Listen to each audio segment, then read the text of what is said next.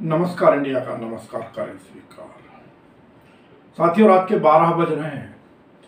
जैसे कहते हैं कि नींद ना मुझको आए, मन विचलित है। चारों तरफ जहां भी सुन रहा हूं वही मौतों की खबर आ रही है। चीत्कार हाहाकार मचा हुआ है चारों तरफ।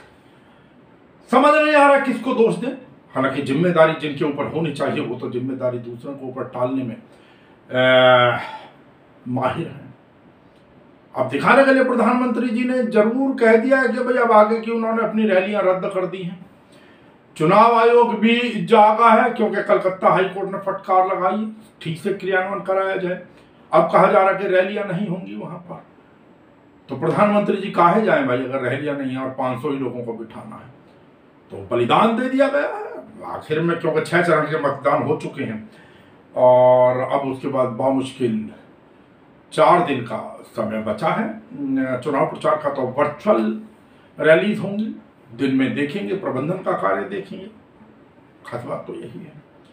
एक चीज समझ नहीं आ रही है, वो ये है कि इस वर्ष बजट में कोविड के लिए 35,000 करोड़ का बजट अलॉट किया गया था, जिसमें लगभग 150 करोड़ डोज बन सकती थी। लेकिन आप देखिए वित्त वर्ष के पहले महीने के अंदर ही क्या पोजीशन हो गई है, आप खुद देख लीजिए। और कलाकारी उसके अंदर यह है कि जैसे फाइनेंशियल ईयर पहले महीने के अंदर ही केंद्र सरकार ने सारी की सारी जिम्मेदारी, जो वैक्सीन खरीदने का जो जिम्मा है वो राज्यों पर डाल दिया है ना। मैनेजमेंट शायद इसी को कहा जाता है। अब मैं इससे आगे एक बड़ी दुखद खबर एक और आ रही है, वो ये है कि आपने सुना होगा नदीम श्रवण की जोड़ी, संगीतकार जोड़ी हुआ करती थी, 90 के दशक में बहुत धूम मचाई। नदीम तो क्योंकि विदेश चले गए थे और श्रवण राठौड़ उनका आज देहांत हो गया कोरोना के कारण मुंबई के हॉस्पिटल के अंदर। नमस्कार इंडिया भावभीनी श्रद्धांजलि अर्पित करता है। और एक देखिए कितनी घटिया सी चीज होती है कि आपको भी हम मालूम है, हमने सुबह के बुलेटिन में बताया था कि सीताराम येचुरी जो कि कम्युनिस्ट पार्टी के नेता हैं, उनके बेटे का दुखद निधन हो गया था। और देखिए वहीं पर कितनी, मैं इसीलिए कहता हूं कि जितनी आज के समय में भद्दी भाषाएं, गंदी भाषाएं प्रयोग की जाती है वो एक ही दल की तरफ से की जा रही है 99% से अधिक केसेस के अंदर। और आप देख लीजिए एक ट्वीट मैं आपको स्क्रीन पर दिखा रहा हूं। मिथिलेश कुमार तिवारी हैं, कोई भारतीय जनता पार्टी के बिहार में पहले विधायक भी रह चुके हैं, और लिखते हैं चीन का समर्थक सीपीएम महासचिव सीताराम येचुरी के बेटे आशीष येचुरी का चाइनीज कोरोना से निधन। इससे घटिया कोई बात हो सकती है? इन जैसों के लिए तो क्या सजा निर्धारित की जाए समझ नहीं आता है मुझे। लेकिन कहते ना कि जब सैया भाई कोतवाल तो डर काहेगा, जब ऊपर से कोई लगाम नहीं है तो क्या कहेंगे इसके ऊपर। एक और चीज, क्योंकि आरोप प्रत्यारोप हमने पहले भी कहा था, ये महारत है। पीछे आरोप लगाया गया कि भाई किसान जो हैं वो, आंदोलनकारी किसान जो हैं वो जो ऑक्सीजन वाले जो ट्रक लेकर जा रहे हैं ऑक्सीजन का, उनको रास्ता नहीं दे रहे हैं। राकेश टिकैत ने इसका सीधा सीधा खंडन किया। और वास्तविकता भी है, गाजियाबाद से दिल्ली की तरफ जो आने जाने वाला रास्ता जो नेशनल हाईवे बना है वो अभी एक तरफ से खोला जा चुका है, किसी प्रकार का प्रतिबंध है ही नहीं। लेकिन आज एक वीडियो जारी हुआ है और उस वीडियो के अंदर दिखाया गया कि किस प्रकार एक गाजियाबाद की तरफ से जो ट्रक ऊपर से या किसी दूसरे खुले रास्ते से सीधा सीधा दिल्ली की तरफ जा सकता था, उसको आंदोलन वाले रास्ते में से लेकर गाजीपुर के पुल के नीचे से निकाल के और फिर वो वापस वैशाली वाली साइड को जा रहा है। उसके बाद भी शायद वो रास्ता भटक गया है, इस प्रकार की चीज दिखाई गई। लेकिन कुल मिलाकर उसको ये मिसगाइड किसने किया, प्रश्न ये उठता है। इस आपदा काल के अंदर जिन हमारी एजेंसीज की जिम्मेदारी थी उस ट्रक को साफ साफ सीधा सीधा उचित रास्ता बताने की, उसको गलत मार्ग पर भटकाया किसने? कोई जांच करेगा? कोई नहीं करेगा साहब। मुझे और आपको ही सावधान रहना है।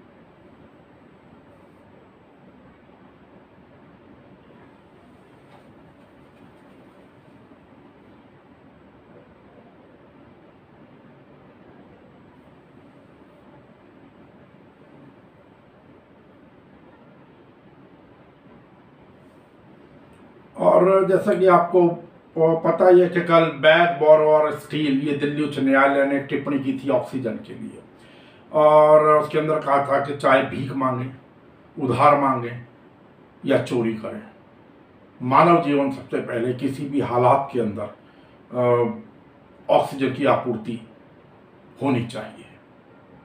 आज फिर सख्त टिप्पणी की है उन्होंने केंद्र सरकार के ऊपर, और दिल्ली हाई कोर्ट ने कहा है कि देश जो है भगवान भरोसे चल रहा है। हालांकि इस प्रकार की टिप्पणी कुछ लोग कह रहे हैं कि ये आदेश सबसे पहले सुप्रीम कोर्ट की तरफ से आ जाने चाहिए थे, लेकिन खैर चलिए, मैं कानूनी पक्ष के ऊपर नहीं जाता हूँ क्यों आ जाने चाहिए थे या नहीं आ जाने चाहिए थे, क्या कारण था। अभी एक और खबर आ रही है कि दिल्ली के गंगाराम अस्पताल ने SOS जारी किया कि उनके पास मात्र 5 घंटे की ऑक्सीजन बाकी है। उम्मीद करता हूं कि केंद्र सरकार और दिल्ली सरकार भी मिलकर इसका कोई ना कोई मार्ग जरूर सुझा लेंगे। फिलहाल जैसा कि मैंने सुबह भी आपसे बताया था, गार्जियन के अंदर जो लेख लिखा था, गार्जियन के अलावा अनेकों अखबारों के अंदर इस समय भारत के संदर्भ में लेख लिखे जा रहे हैं, और सब जगह वही लिखा जा रहा है कि भाई अस्पतालों में, भारत के अस्पतालों में व्यवस्था चरमराने के कगार पर है, और भारत में बीते 24 घंटों में 3,14,835 मामले पाए गए।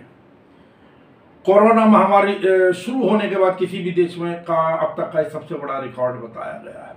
अब प्रश्न एक और आ रहा, हमने जैसे पहले भी चर्चा की थी, आज दिन के अंदर भी चर्चा की, सुबह भी चर्चा की, कि हमारी सरकार ने मैनेजमेंट, क्या कहूँ इसको, तो मिसमैनेजमेंट के भी अलावा कहा जा रहा है इस समय कि भाई सिर्फ अपना नाम कमाने की, नाम दुनिया में करने की एक चाह थी, जिसके तहत दुनिया भर की वैक्सीन विदेशों में भेज दी, और आज हम उस वैक्सीन के लिए तड़प रहे हैं। 9,500 मीट्रिक टन, 4,500 मीट्रिक टन तो हम रेगुलर एक्सपोर्ट करते ही थे।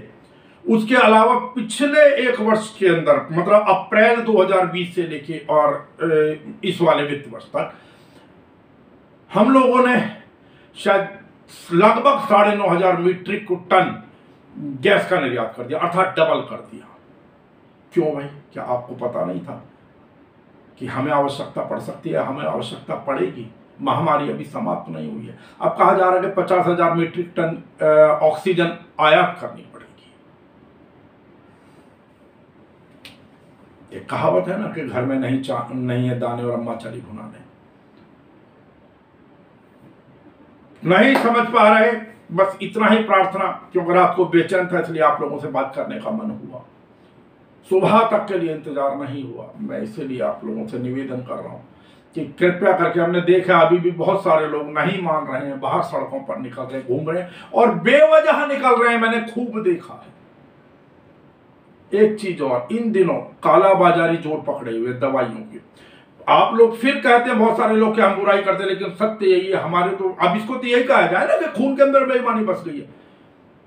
ऊपर से नीचे तक ले लीजिए, बड़ी एजेंसी ले लीजिए, छोटे दुकानदार ले लीजिए, हर आदमी जानबूझकर दवाइयों की शॉर्टेज कर रहा है, दिखा रहा है और फिर औने पौने दाम पर बेच रहा है, चाहे वो रेमडेसिविर हो या कोई और हो। और तो और छोड़िए, जो पतंजलि की वो थी कोरोनिल, उसके लिए भी दुकानदार जानबूझकर कोशिश कर रहे हैं कि जी शॉर्टेज है, फिर उसको औने पौने दाम पर बेचा जा रहा है। मेरा निवेदन ये है कि ये फार्मूला खाली पतंजलि के अंदर नहीं है, डाबर, वैद्यनाथ, झंडू, इन सब के अंदर है। बेहतर अगर आप लेना चाहें तो वहीं चले, वरना कुछ भी नहीं है। हम फिर कह रहे हैं कि आप कम से कम च्यवनप्राश या केसरी जीवन का उपयोग करते रहें, हल्दी का थोड़ा सा उपयोग करता रहे, काढ़ा बहुत ज्यादा ना पिए। कहा जाता है कि बहुत ज्यादा काढ़ा की मात्रा भी जो है वो लीवर के लिए नुकसानदायक होती है। बाकी आप स्वयं समझदार हैं, अपने स्वास्थ्य का ध्यान रखें। ईश्वर से यही प्रार्थना कि प्रभु आपके ऊपर अपनी कृपा बनाए रखें। शुभ रात्रि।